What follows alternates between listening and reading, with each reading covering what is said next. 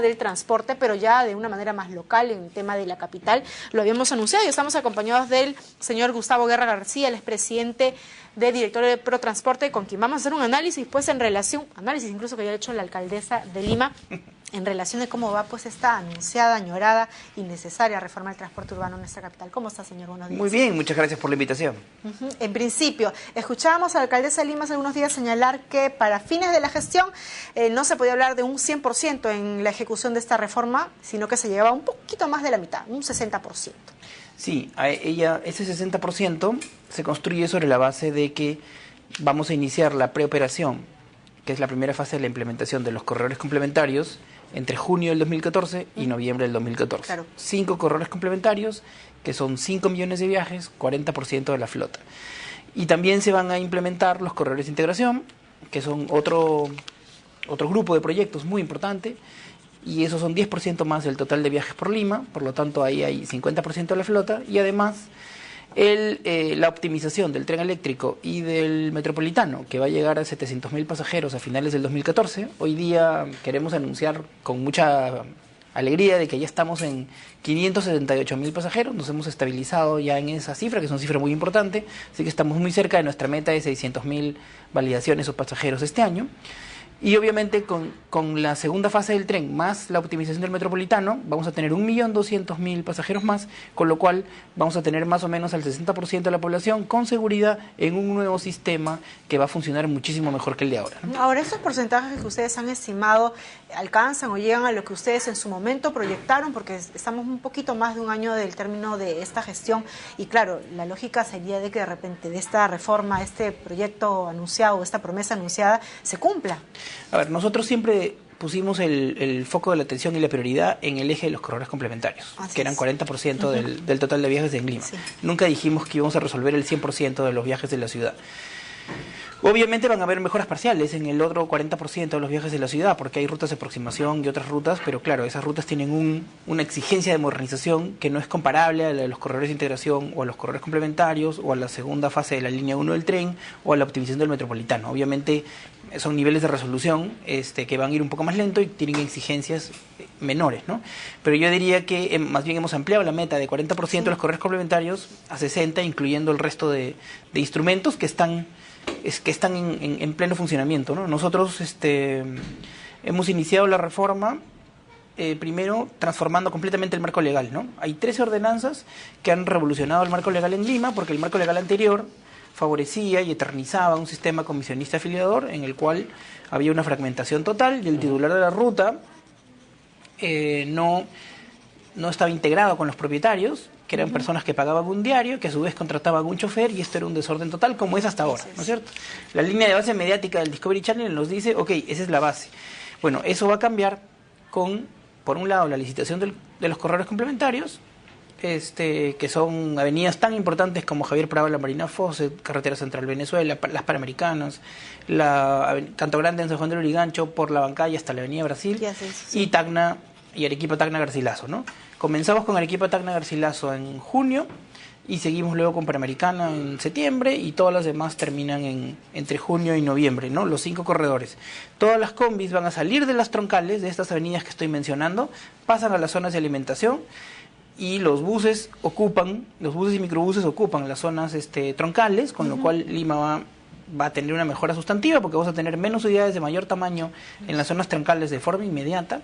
Los contratos se firman en marzo del 2014 y Lima va a haber un cambio sustantivo a partir de junio, ahora, comenzando Gustavo, en el corredor Arequipa-Tacna. Sí. Bueno, sin duda, gran parte de las quejas que existen y que también hay una tremenda carga mediática al respecto, en el sentido de que no se percibe esto. Y obviamente, todavía no se ha iniciado el trabajo, todavía no es tangible, está todavía en proceso de implementación.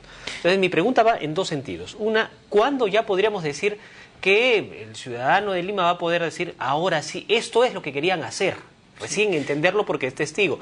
Y en segundo lugar, si es que ustedes han considerado alguna especie de campaña de sensibilización mediática que ayude a entender lo que se está intentando hacer, porque todavía no nos queda del todo claro para la gran mayoría, ¿no? A ver, yo creo que yo no estoy de acuerdo con que no se perciba, porque si no, no tendríamos 70% de apoyo a la reforma sostenido en todas las encuestas, las de IMACEN, las de apoyo, las de CPI.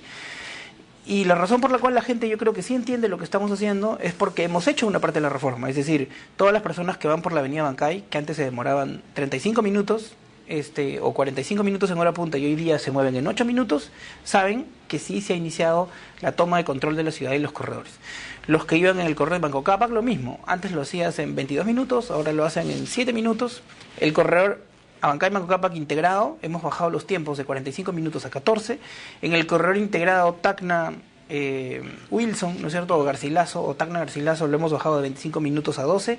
En las 40 cuadras de la línea Canadá es más o menos lo mismo, lo hemos bajado de 25 minutos a 15. La gente ha visto el reordenamiento de Javier Prado y por lo tanto, considerando todos estos viajes y añadiendo todos los ahorros de tiempo que se han logrado, por ejemplo, en el alimentador del Metropolitano, que era un alimentador que no estaba contemplado en el contrato original de los operadores del Metropolitano, que va vía El Salvador, ¿no es cierto?, estamos llevando muchísima gente con tiempos que antes eran de 45 minutos o más, ¿no es cierto?, y ahora van en 22 minutos, ¿no? Entonces yo creo que el servicio de la playa, los nuevos alimentadores que van al Cono Norte, que van a Villa El Salvador, del Metropolitano, nos están permitiendo que alrededor de 1.200.000 personas estén en promedio ahorrando viajes que antes eran de 26 minutos y ahora están en 13 minutos. Entonces, yo creo que hay una consistencia entre el 70% de personas que aprueban la reforma del transporte y las medidas que ha tomado la municipalidad, porque además las preguntas se formulan en ese sentido, y que tiene que ver con todo este trabajo. O sea, entre lo que hemos hecho en el Metropolitano y lo que ha hecho la Gerencia de Transporte Urbano, hay 1.200.000 personas que están yendo a la mitad del tiempo del que iban antes. Pero claro, es verdad, eso no resuelve las razones estructurales, ¿no es cierto?, que tienen que ver con el modelo afiliador y con la desregulación. Eso los vamos a resolver con dos instrumentos poderosos, ¿no?, con la licitación de los corredores complementarios y con el régimen de autorizaciones, ¿no es cierto?, que también va a cambiar en el resto de las rutas completamente el funcionamiento del servicio, con trabajadores en planilla, con propietarios accionistas, ¿no es cierto?, y obviamente con un respeto total de las frecuencias y los paraderos. Entonces yo creo que hemos generado una pequeña muestra de lo que podemos hacer y que la gente apoya la reforma porque espera que podamos lograr lo mismo en el espacio más amplio de los corredores complementarios y de los corredores de integración. Ahora, respecto de estas autorizaciones, ¿cómo va la relación con el gobierno regional del Callao en sí? Porque al parecer no han habido suficientes puentes de comunicación que han generado ciertos problemas respecto de las autorizaciones, de las licencias, de operaciones de algunos servicios de transporte público, ¿o eso ya lo tienen resuelto? A ver, no tenemos un problema con las autoridades del Callao. Digamos, en el pasado había un gran desorden. Ese desorden se atenuó con unos acuerdos que hubo que se le llaman los acuerdos de interconexión, que en su momento cumplieron un rol. Todas las empresas del Callao están invitadas y tienen las mismas posibilidades. Todas las empresas del Callao que operan en Lima, que son bastantes, son como 8.000 o 9.000 unidades, están perfectamente habilitadas para participar en todo el proceso de los corredores complementarios. Por lo tanto, aquí no hay ningún mecanismo de exclusión. Todo el esquema de la reforma permite que tanto las empresas de Lima habilitadas en Lima como las del Callao que están habilitadas para operar en Lima, que son alrededor de 31.500 unidades, todas pueden caber en el espacio de la reforma que tenemos. Y por lo tanto nosotros no trabajamos con distinciones, porque además en gran medida en el pasado, una gran parte de la flota del Callao es flota de Lima que encontró un camino más corto para inscribirse. O sea que para nosotros es indistinto, por lo tanto no tenemos un conflicto con las empresas porque en verdad todas pueden participar y de hecho la información que tenemos es que hasta nuestros opositores más importantes ya están trabajando para preparar sus sobres de precalificación. Entonces en este momento, ¿por qué el último paro no existió? ¿No es cierto? Porque en realidad toda la flota del Callao habilitada en Lima o de Lima habilitada en Lima, todos lo que están ya es preparando su adecuación al nuevo esquema, ¿no? Y esto ha sido posible porque entre febrero del 2012, ¿no es cierto?, y octubre del 2012, se trabajó con todas las empresas del Lima y el Callao una intensa asistencia técnica para prepararlos para este proceso. Entonces, no es casualidad, ¿no es cierto?, que los paros no funcionen y que hay un amplio consenso, a pesar de que es una reforma muy exigente para los transportistas, porque pasar de no tener a casi nadie en planilla, a tener a todo el mundo en planilla, pasar de no tener a los propietarios en la estructura de propiedad, a tenerla, en verdad son cambios sustantivos en el modelo empresarial, que es lo más difícil de cambiar. Toda la reforma está orientada a establecer los incentivos para el cambio de modelo empresarial. Cuando uno lo mira desde el punto de vista internacional, la reforma que estamos haciendo se ve como la más rápida que se ha ejecutado en América Latina. Ahora, y eso hay que sumar